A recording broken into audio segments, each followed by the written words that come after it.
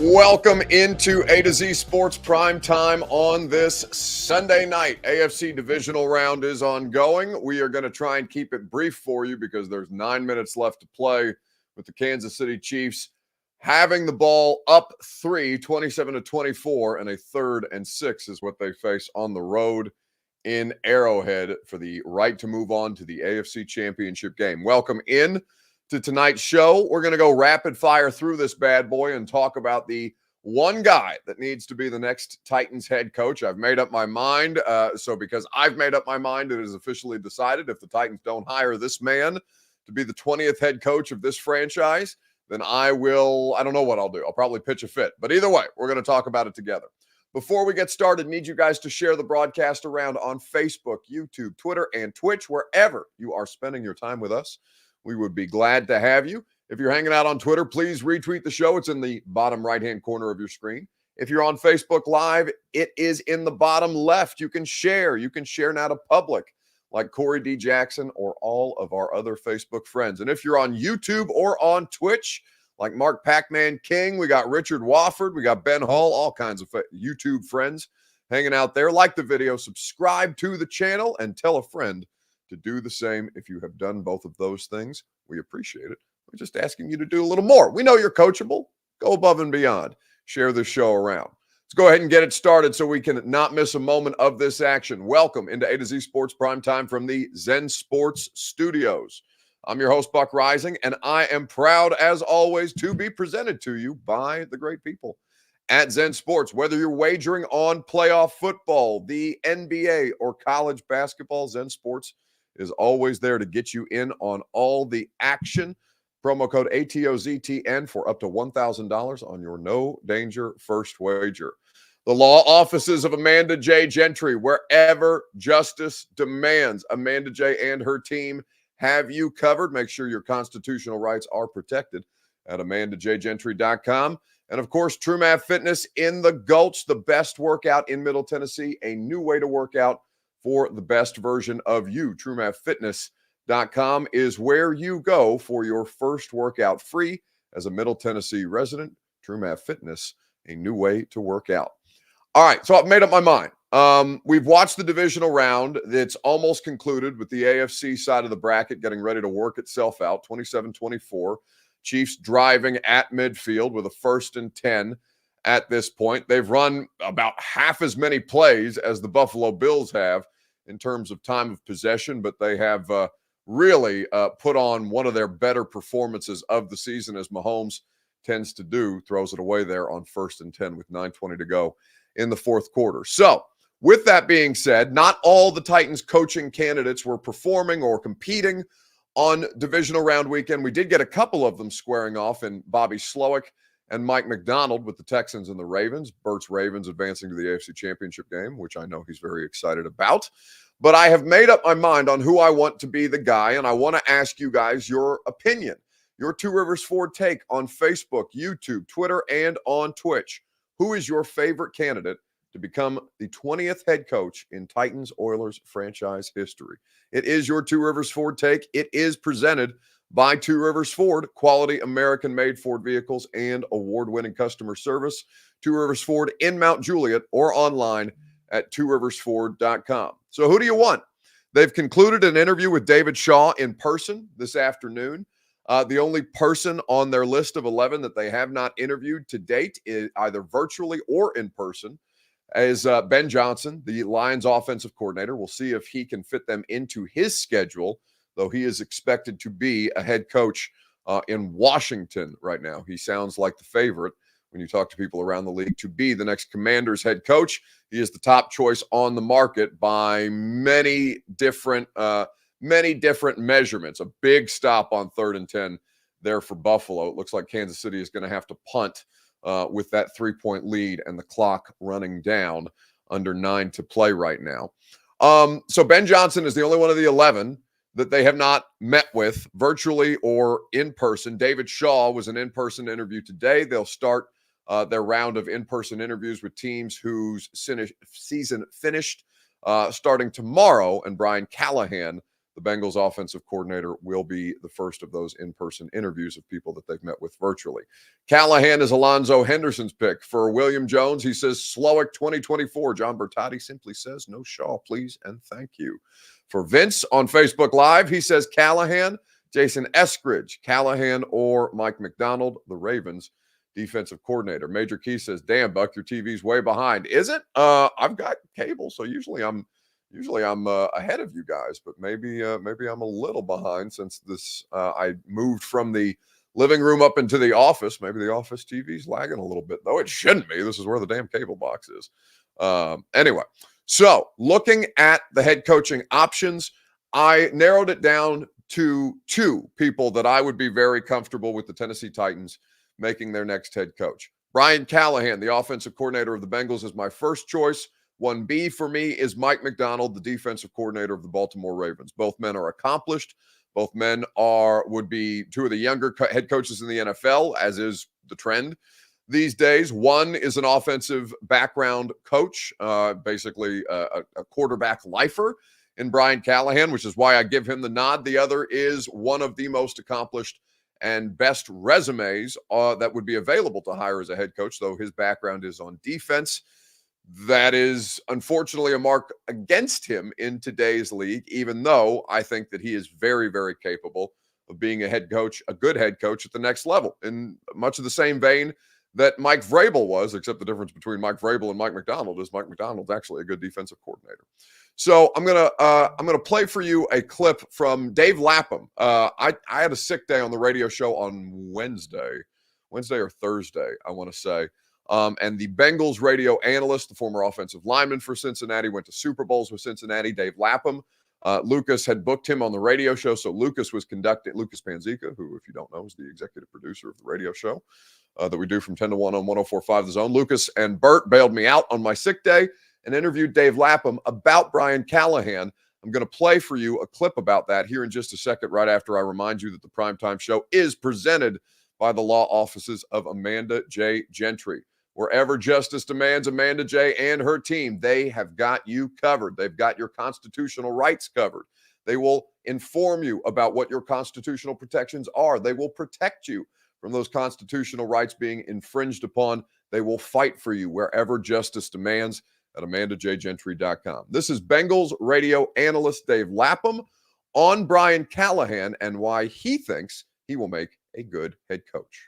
Offensive coordinator, but not primary play caller, can wave off pretty easily. Why should people not do that when it comes to Brian Callahan and who he is as a head coaching candidate?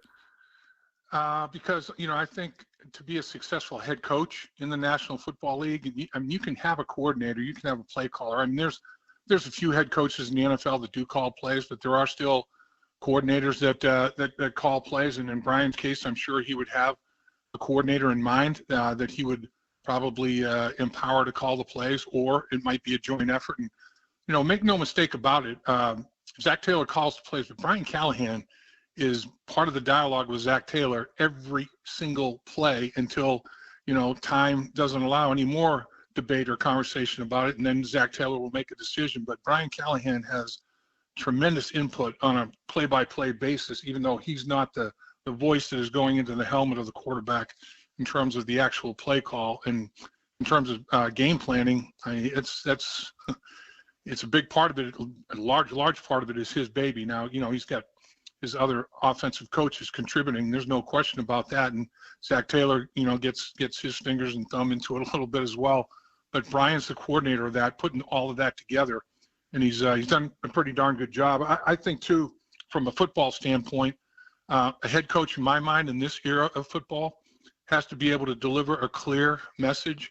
And Brian Callahan is as good a communicator as I've worked with.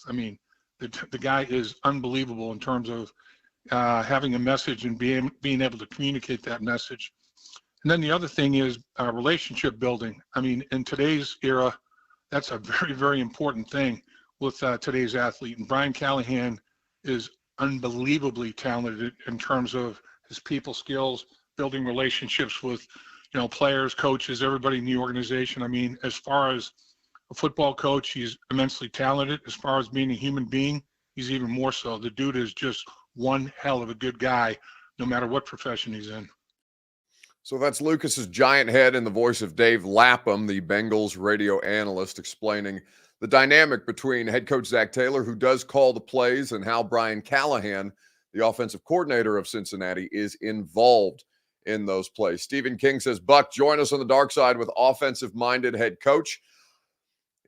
You know, I have kind of gone back and forth on a couple of different candidates that I like and why I might favor one over the other. And just, you know, trying to inform myself as much as humanly possible by talking to people in Cincinnati, talking to people in Houston, talking to people in Baltimore, talking to people around the league who are familiar with these coaches in other stops. Mike McDonald, by the way, is a really good candidate too. Ben Jones was on the Georgia team that Mike McDonald was a graduate assistant on. And Ben talked about Mike McDonald. I had a quote in an article that I wrote this morning at A2ZSports.com about, you know, Ben describing to me the level of respect that players on that Georgia team had for Mike McDonald, who was simply as a graduate assistant was viewed by the team as a coach in the way that he handled himself, in the way that he conducted himself, in the way that he interacted with players. The guy's only 36 and has one of the best resumes in football, and he comes from an absolutely elite organization in the NFL right now. In the last 20 years of football, there is few teams,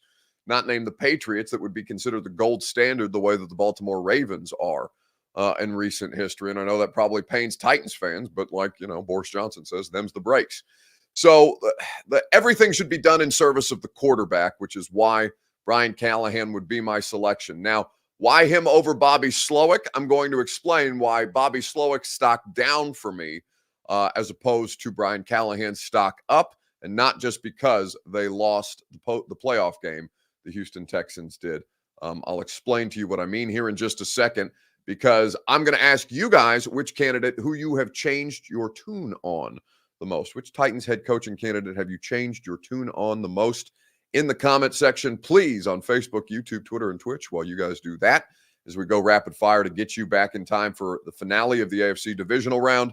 Zen Sports is where you should bet on all your football action. Plug in the promo code ATOZTN. Get up to $1,000 on your no-danger first wager at Zen Sports. Terms and conditions do apply. Gambling problem? Call the Tennessee Red Line, 1-800-889-9789. So why am I trending out on Bobby Slowick and trending up on Brian Callahan? Well, Callahan's resume is much better. Callahan is the much more accomplished coach. Callahan is somebody who has done more with less. Callahan is somebody who innovates. And we were doing yesterday the 615 Sessions podcast in the first quarter of the Texans-Ravens divisional round game. Teron Davenport and myself, we were doing a live stream podcast, which was a lot of fun, by the way. And we appreciate you guys who came to hang out with us to watch the first quarter of that game and two Titans head coaching candidates squaring off against one another.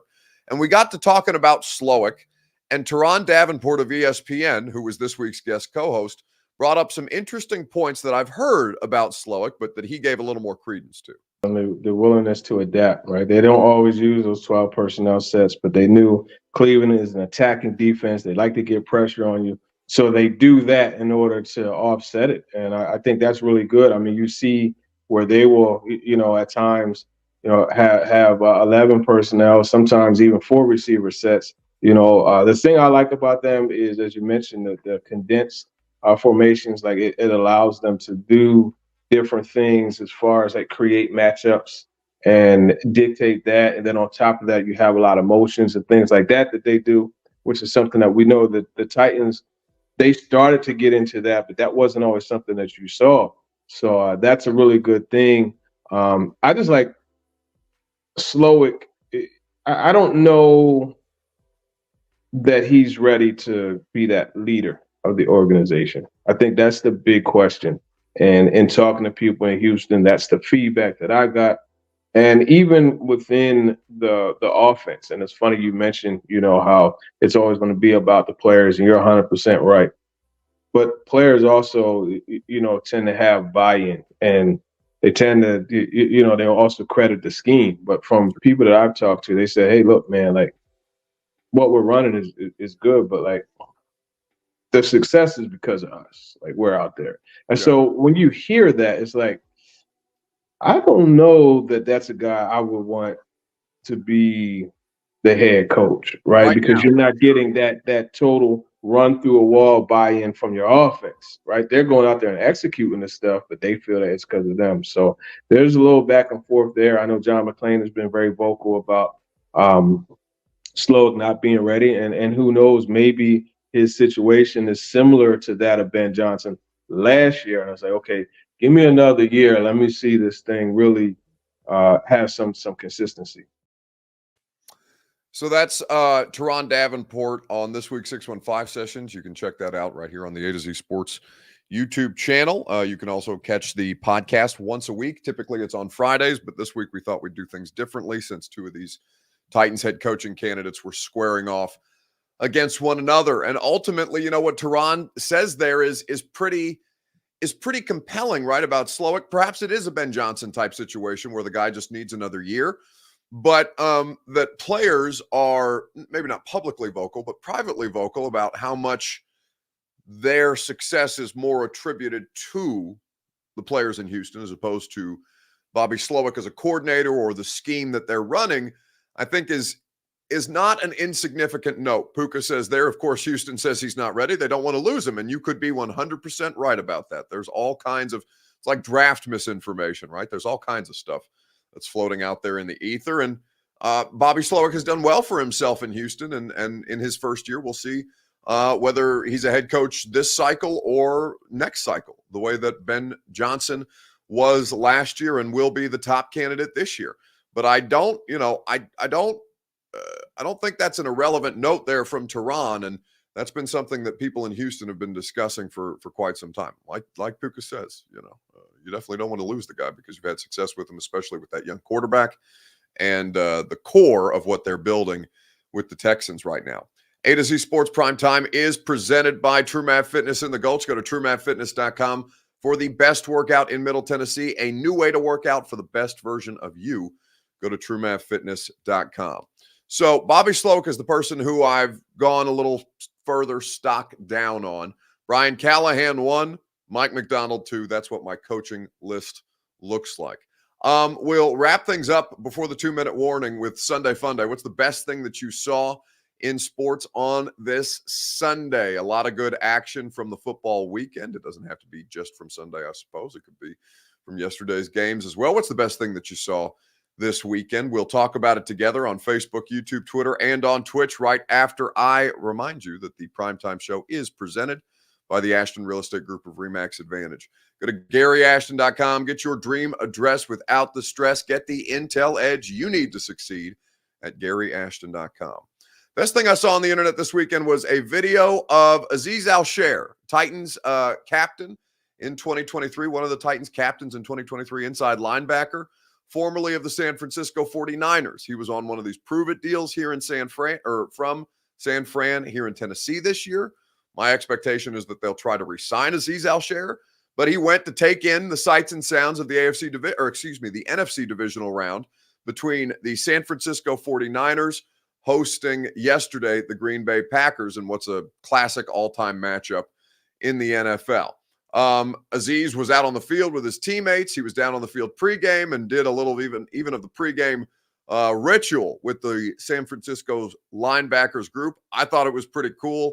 A lot of I didn't see that many Titans fans that were butthurt about it, but it was pretty unique and speaks to what San Francisco has there that the Titans and so many other organizations are lusting after. Let's go. Watch out. Don't stop. Right now.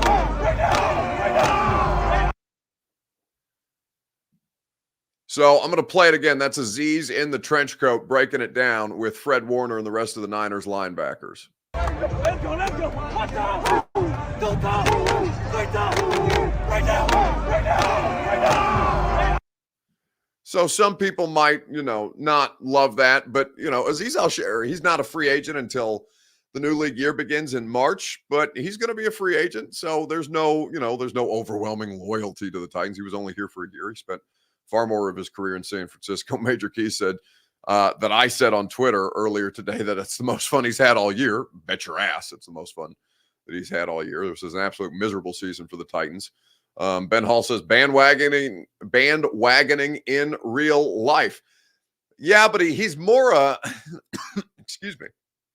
He's more of a Titans bandwagoner than he is a Niners bandwagoner. He was drafted by the Niners organization. He spent far more time there and took a deal to try and get a starting opportunity that happened to be in Tennessee. Bandwagoning in real life, he's more of a Titans bandwagon, although it's a shitty bandwagon to hitch yourself up to as of late. But than a Niners bandwagoner, he's far more a Niner than he is a Titan. So I don't necessarily agree with the notion of bandwagoning. Like I said, he's got more loyalty to them than he does to your football team. And rightfully so. Did a lot more winning there, had a lot more success there. That's going to do it for us tonight. We'll get you back in time for the 2-minute warning of the Bills and the Chiefs. It's an electric game, 27-24, 2 timeouts apiece. Buffalo driving at their, what does it look like, the 26-yard line, a 2nd and 9. Have a great rest of your evening. Radio show tomorrow is going to be a lot of fun. Join us from 10 to 1 on 104.5 The Zone. That should have been a touchdown, Buffalo on 2nd and 9. Josh Allen just couldn't get it to number 16 there in the back of the end zone. We will see you guys tomorrow on 104.5 The Zone.